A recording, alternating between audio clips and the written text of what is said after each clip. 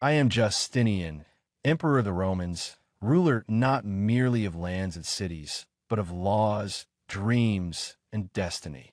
My name shall be remembered not only in marble and gold, but in justice, in glory, and in the very idea of empire. I was born in the shadows of empire's waning light, in the humble village of Teresium, far from the grandeur of Constantinople. Yet even in childhood, I knew I was meant to shape the world. My uncle Justin, a soldier of humble origins like myself, rose through the ranks to claim the imperial throne. He adopted me as his own son, and I studied deeply in law, theology, and statecraft. When I succeeded him in 527, I did not inherit a golden empire, but one fractured by enemies without and corruption within. I vowed to restore Rome, not merely the city, but the idea, the power, the unity of the old imperium. I ruled with vision and fire. My most enduring legacy began with the pen, not the sword, the corpus juris civilis. I summoned my jurists, men like Tribonian, and ordered them to compile and clarify centuries of Roman law. The result was a body of civil law that brought coherence to chaos and became the foundation for justice in countless lands for centuries to come. In law, I made Rome eternal. But law alone does not defend an empire.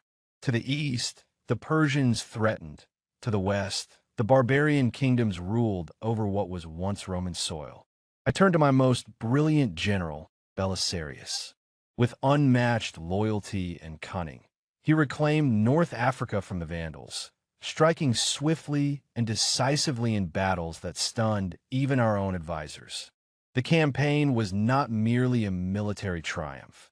It was the return of a lost province to its mother. Emboldened, I sent Belisarius to Italy to wrest it from the hands of the Ostrogoths. It was a long and bitter struggle. Cities were besieged, alliances formed and broken, and the very soil of Italy soaked in blood. Rome itself was taken and retaken, but we endured. At last, Ravenna fell, and with it, the Gothic hold on Italy collapsed. The Eternal City once more flew the banner of the Roman Empire. Further campaigns reached into Hispania. Under my general Iberius, a foothold was secured in the south, a symbol that even the distant provinces were not forgotten. My armies pushed the frontiers of what seemed possible, reclaiming glory through steel as well as law. Yet my wars came at a cost. The treasury groaned under the weight of soldiers' pay and reconstruction. Our enemies, though beaten, did not vanish. And while I fought to reunite the empire, death crept in from the east. The plague, merciless and unseen, descended like a shadow.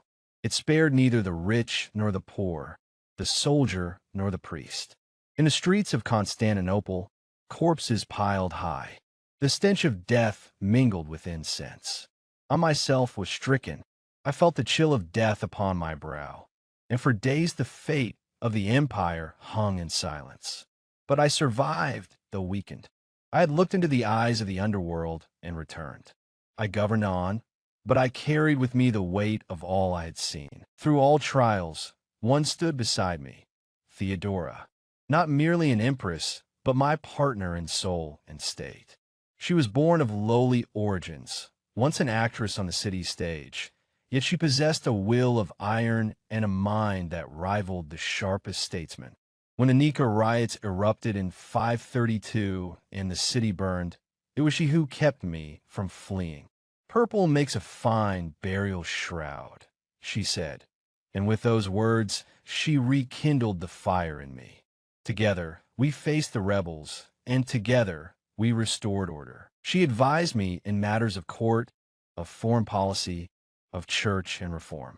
Her support of women's rights, her insistence that no woman be forced into degradation, changed the empire's moral course. She was my compass in storm and silence alike. When she died, I felt the throne grow colder, the empire heavier.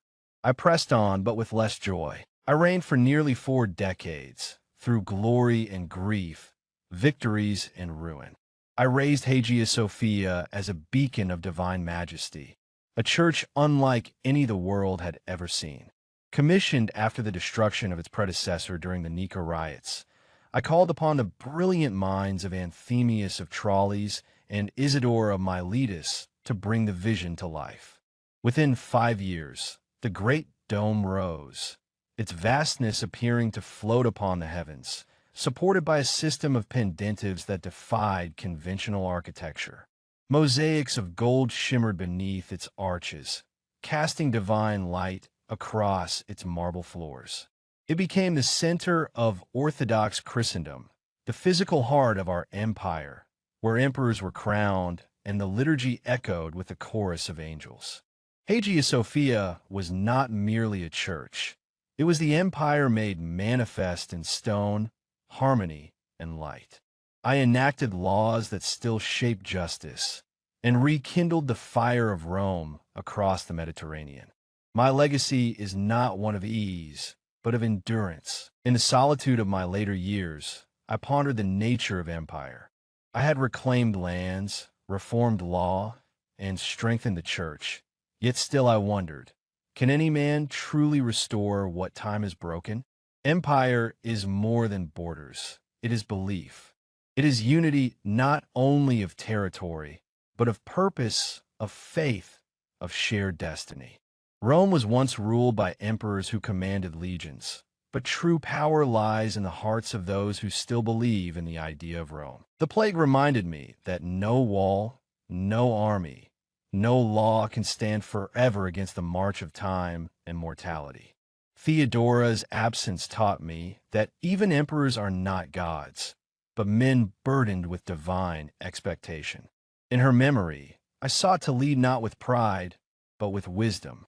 I devoted myself evermore to the unity of the Church, to the eradication of heresy, to the ideal of a Christian empire under one faith, one law, one God. In those quiet hours of reflection, I often knelt in the sanctuary of Hagia Sophia, my heart laid bare before the Almighty.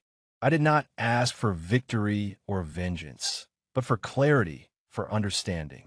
I prayed not as an emperor, but as a man searching for grace. I had built domes that pierced the heavens, yet I knew that true greatness lies not in marble or gold, but in humility before God. It is not power that sanctifies a ruler, but justice, mercy, and the unwavering pursuit of peace. I consider my life in light of eternity. Would my legacy be counted in the victories of armies, or the quiet righteousness of laws written to uplift the poor, the orphan, the widow? Would my reign be remembered for conquest or for harmony between faiths, between peoples, within the human soul? These questions weighed upon me more than any crown. As the sun set more slowly on my empire, I knew that I would not live to see the full flowering of my dreams. But perhaps the dream itself is enough. Perhaps to strive, even in failure, is the noblest legacy. For if I could not restore Rome in full, I at least ensured that her heart still beat in law, in spirit, in the stone of her churches and the ink of her books. I leave behind more than borders on a map. I leave law that endures beyond kingdoms, monuments that pierce the sky, and a legacy that whispers to every ruler who dreams of empire. I am Justinian. I did not merely inherit Rome. I tried to resurrect her. And though I could not restore all, I lit a torch that others may yet carry forward.